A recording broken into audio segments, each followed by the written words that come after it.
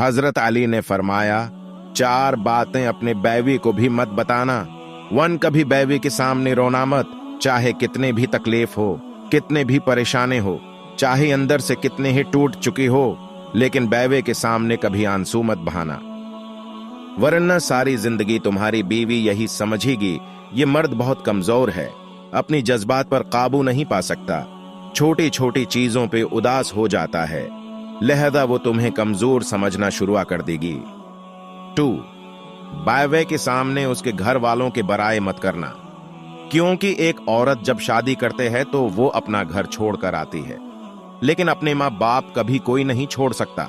3, औरत को कभी भी अपनी कमाई मत बताना, क्योंकि एक मर्द को ही पता होता है कि घर किस तरह चलाना है, सबके खर्चे किस तरह पूरी करने हैं। हाँ, औरत को उसका खर्च जरूर दें, उसकी जरूरियात का ख्याल रखें।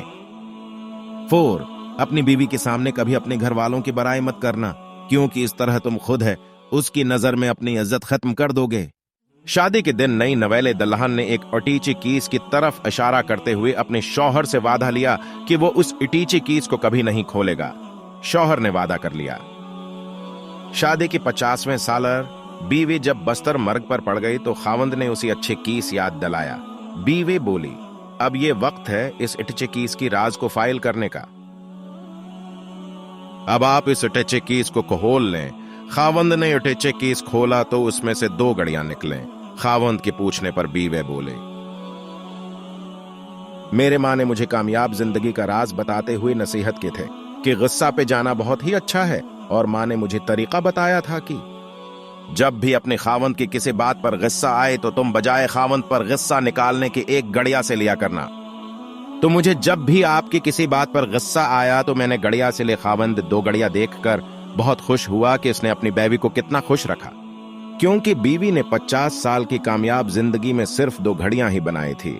मोहब्बत में शिद्दत माने नहीं रखते, मोहब्बत में इज्जत माने रखते हैं।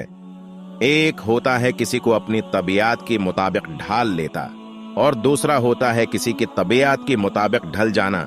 इन दोनों पहलुओं में इंदाज नरमी और मोहब्बत वाला हो तो तब ही रिश्ते बनती हैं, वरना झगड़ों के सिवा कुछ हासिल नहीं होता।